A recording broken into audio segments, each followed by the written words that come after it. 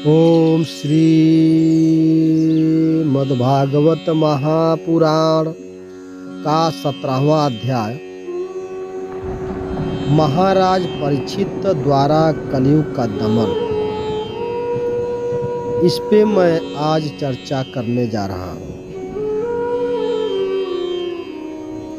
सूत जी कहते हैं, शौनक जी, वहां पहुंचकर राजा परीक्षित ने देखा कि एक राजवेशधारी शूद्र हाथ में डंडा लिए हुए है और गाय बल के एक जोड़े को इस तरह पीटता जा रहा है जैसे उनका कोई स्वामी न हो।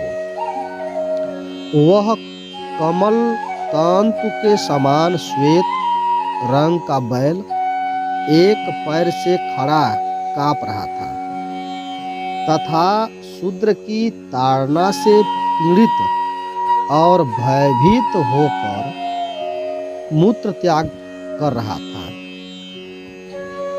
धर्म उपयोगी दूध, घी आदि हविष्य पदार्थों को देने वाली वह गाय भी बार बार शूद्र के पैरों की ठोकरें खाकर अत्यंत दीन हो रही थी।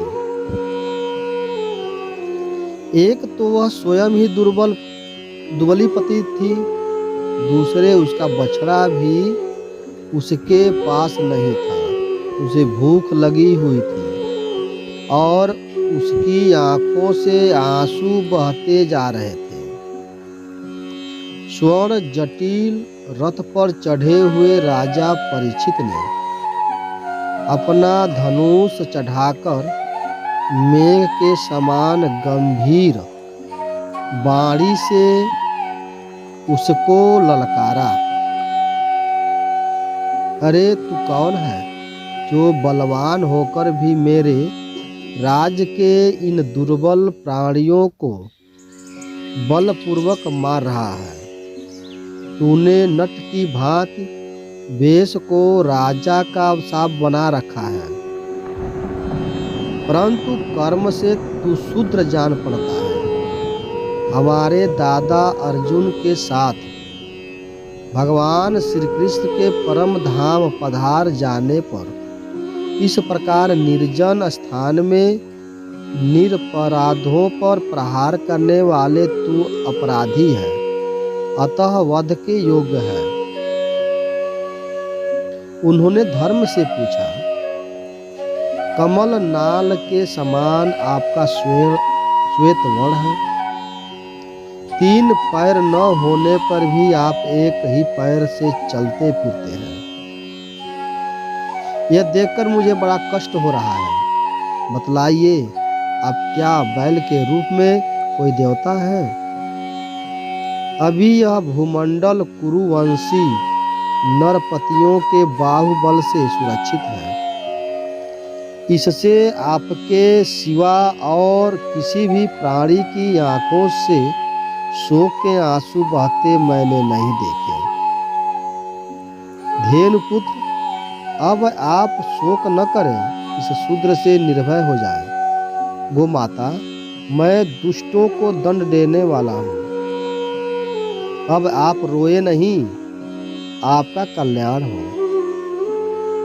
देवी, जिस राजा के राज्य में दुष्टों के उपद्रव से सारी प्रजा त्रस्त रहती है, उस मतवाले राजा की कीर्ति, आयु, ऐश्वर्य और परलोक नष्ट हो जाते हैं। राजाओं का परम धर्म यही है कि वे दुखियों का दुख दूर करें। यह महादुष्ट और प्राणियों को पीड़ित करने वाला है, अतः मैं अभी इसे मार डालूंगा। सुरभि नंदन, आप तो 4 पैर वाले जीव हैं, आपके 3 पैर किसने काट डाले? श्री कृष्ण के अनुयायी राजाओं के राज्य में कोई भी आपकी तरह दुखी न हो। वृषभ, आपका कल्याण हो। बताइए, आप जैसे निरपराध साधुओं का अंग भंग करके किस दुष्ट ने पांडवों की कीर्ति में कलंक लगाया है? जो किसी निरपराध प्राणी को सताता है, उसे चाहे वह कभी भी रहे, मेरा भय अवश्य होगा। दुष्टों का दमन करने से साधुओं का कल्याण ही होता है। जो दंड व्यक्ति निरपराध प्राणियों को दुख देता है, वह चाहे साक्षात देवता ही क्यों न हो, मैं उसकी बाजूबंद से विभूषित भुजाओं को काट डालूंगा।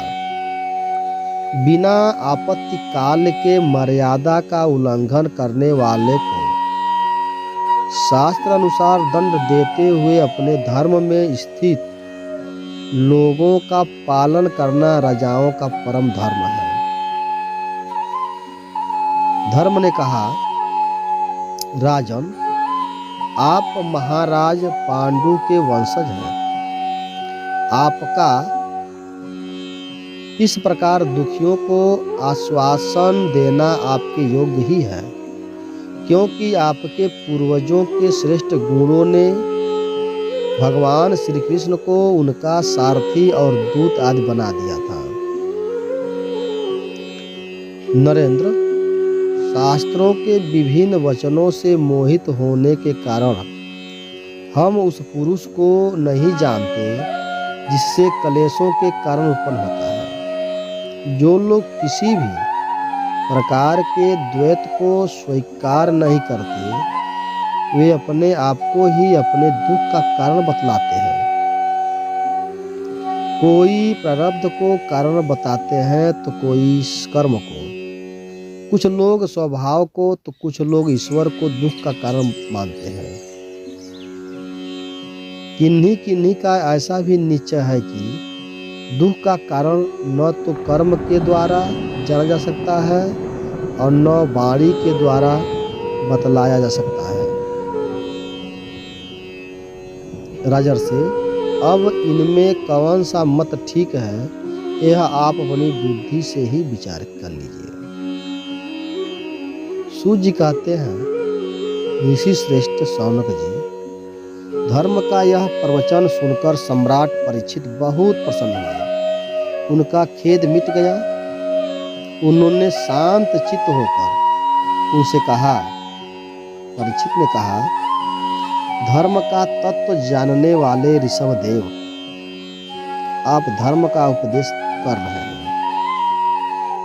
अवश्य ही आप ऋषभ के रूप में स्वयं धर्म है। अधर्म करने वालों को जो नरकादि प्राप्त होते हैं, वही चुगली करने वालों को भी मिलते हैं। अथवा यही सिद्धांत निश्चित है कि प्राणियों के मन और वाणी से परमेश्वर की माया के स्वरूप का निरूपण नहीं किया जा सकता। धर्मदेव, सतयुग में आपके 4 चरण थे, तप, पवित्रता, दया और सत्य। तप, पवित्रता, दया और सत्य। इस समय अधर्म के अंश, गर्व, आसक्ति और मद से 3 चरण नष्ट हो चुके हैं। अब आपका 4था चरण केवल सत्य ही बच रहा है। उसी के बल पर आप जी रहे हैं। असत्य से पुष्ट हुआ यह अधर्म रूप कलयुग उसे भी ग्रास कर लेना चाहता है। एक गौ माता साक्षात पृथ्वी है।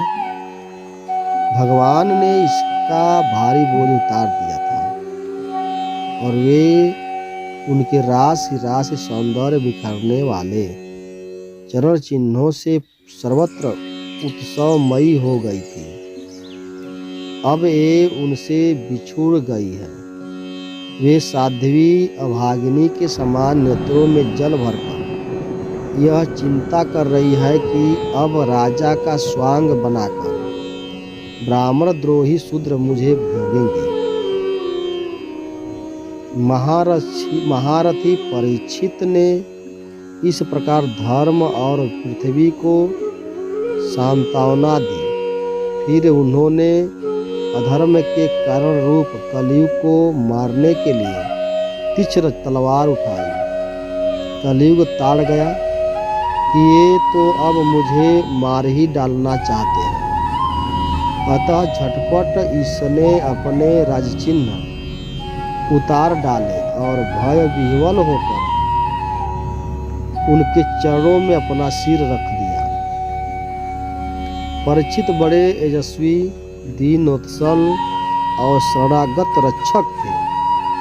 उन्होंने जब कलयुग को अपने पैरों पर खड़े देखा तो कृपा करके उसको मारा नहीं, अपितु हंसते हुए ये उससे कहा।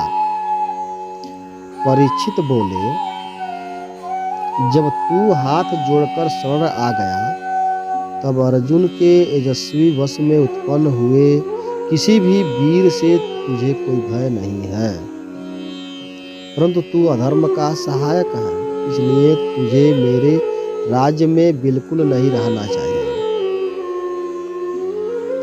तेरे राजाओं के शरीर में रहने से ही लोभ, झूठ, चोरी, दुष्टता, स्वधर्म त्याग, दरिद्रता, कपट, कलह, दंभ और दूसरे पापों की बढ़ती हो रही है। अतः अधर्म के साथ ही इस ब्रह्मावर्त में तू एक क्षण के लिए भी न ठहरना, क्योंकि यह धर्म और सत्य का निवास स्थान है। इस क्षेत्र में यज्ञ विधि के जानने वाले महात्मा यज्ञों के द्वारा यज्ञ पुरुष बड़े देशों के भी उजाड़ डाला है। क्षेत्र में यज्ञ विधि के जानने वाले महात्मा यज्ञों के द्वारा यज्ञ पुरुष भगवान की आराधना करते रहते हैं। इस देश में भगवान श्रीहरि यज्ञों के रूप में निवास करते हैं। यज्ञों के द्वारा उनकी पूजा होती है और वे यज्ञ करने वालों का कल्याण करते हैं। वे सर्वात्मा भगवान आयु की भांति, वायु की भांति समस्त चराचर जीवों के भीतर और बाहर एक रस स्थिर रहते हुए उनकी कामनाओं को पूर्ण करते रहते हैं। सूत जी कहते हैं, परीक्षित की यह आज्ञा सुनकर कलयुग शिहर उठा। यमराज के समान मारने के लिए उद्धत हाथों में तलवार लिए हुए परीक्षित से वह बोला। कलि ने कहा, सार्वभौम आपकी आज्ञा से जहाँ कहीं भी मैं रहने का विचार करता हूँ वहीं देखता हूँ कि आप धनुष पर बाण चढ़ाए खड़े हैं। धार्मिक शिरोमणे, आप मुझे स्थान बतलाइए जहाँ मैं आपकी आज्ञा का पालन करता हुआ स्थिर होकर रह सके। सूत जी कहते हैं, कलयुग की प्रार्थना स्वीकार करके राजा परीक्षित ने उसे 4 स्थान दिए। ध्रुत, ध्यूत, मद्यपान, स्त्री संग और हिंसा। इन स्थानों में कर्मशः असत्य, मद, आसक्ति और निर्दयता, ये 4 प्रकार के अधर्म निवास करते हैं। उसने और भी स्थान मांगे, तब समर्थ परीक्षित ने उसे रहने के लिए एक और स्थान सुवर्ण धन दिया। इस प्रकार कलयुग के 5 स्थान हो गए: झूठ, मद, काम, बैर और रजोगुण। परीक्षित के दिए हुए इन्हीं 5 स्थानों में अधर्म का मूल कारण कलि उनकी आज्ञाओं का पालन करता हुआ निवास करने लगा। इसलिए आत्म कल्याण कामी पुरुष को इन 5 स्थानों का सेवन कभी नहीं करना चाहिए। धार्मिक राजा, प्रजा वर्ग के लौकिक नेता और धर्म उपदेश का गुरुओं को तो बड़ी सावधानी से इसका त्याग करना चाहिए। राजा परीक्षित ने इसके बाद वृषभ रूप धर्म के तीनों चरण तपस्या, शौच और दया जोड़ दिया। तपस्या, शौच, दया जोड़ दिया और आश्वासन देकर पृथ्वी का संवर्धन किया। वे ही महाराजा परीक्षित इस समय अपने राज सिंहासन पर, जिसे उनके पितामह महाराज युधिष्ठिर ने वन में जाते समय उन्हें दिया था, विराजमान है। वे परम यशस्वी, सौभाग्य भाजक चक्रवर्ती सम्राट राजश्री परीक्षित इस समय हस्तिनापुर में कौरव कुल की राज्य लक्ष्मी से शोभायमान है। अभिमन्यु नंदन राजा परीक्षित वास्तव में ऐसे ही प्रभावशाली हैं जिनके शासन काल में आप लोग इस दीर्घकालीन एक के लिए दीक्षित हुए हैं। बोलिए वृंदावन बिहारी लाल की जय।